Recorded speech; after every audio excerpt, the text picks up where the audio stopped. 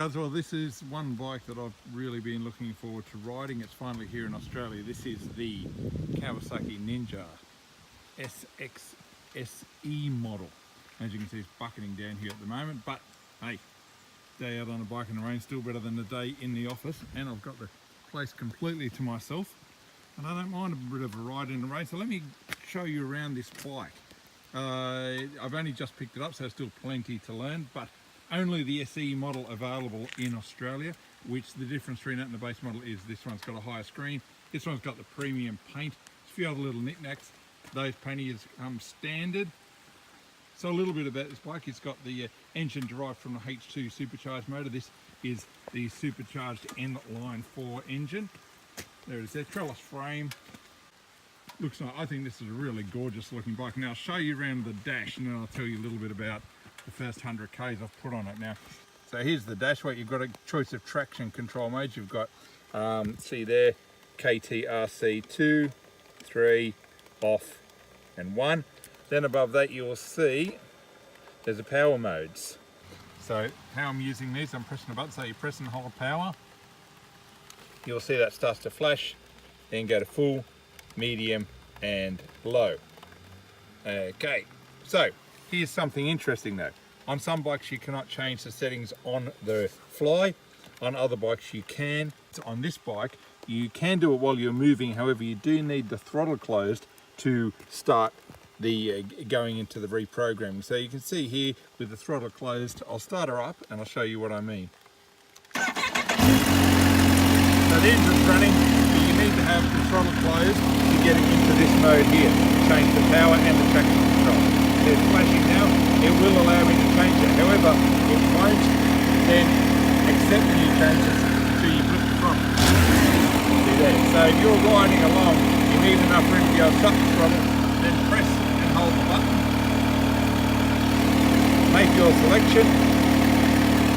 Get the throttle back.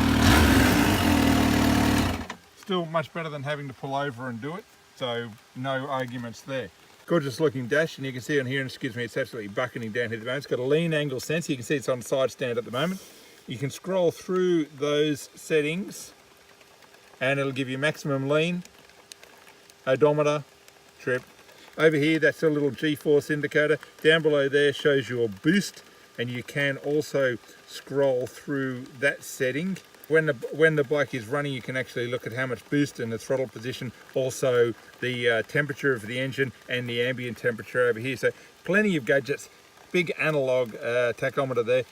First thoughts of riding it. Okay, so this thing generates a lot of power down low because of the supercharger. So you get the supercharger spooled up, even in 6th gear at 4,000 RPM when it's sitting on 100 kilometers an hour. You just wind on that throttle and it'll just shoot forward. Down in the lower revs, it's the same. You don't need to get it up into the higher revs to generate a lot of power. It'll just surge forward. The fueling, early thoughts on the fueling are that's pretty spot on.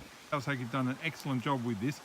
You can sit on 60 kilometers an hour in 2nd, 3rd, 4th or 5th or 6th gear, and it will just, you can just hold the throttle and it'll just sit dead on the speed that you want. There's no surging, there's no coughing, and you just wind it on, spools up, generates a bit of boost, and away you go. Now obviously with this weather I haven't had a real chance to give it a really good run. We've just been taking it easy through the twists and turns of the Nasho Park here, but it feels really solid at front, lots of feel in the wet. I've turned a full turn of preload off the rear. I'm not sure whether it's set at factory when I picked it up or not, but that certainly made it feel a bit softer at the back, a bit more comfortable.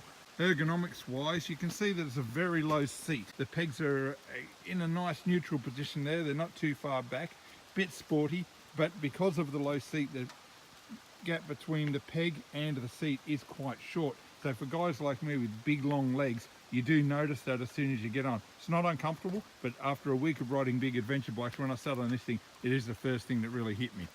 So I've got to get out of here. I'm getting soaked.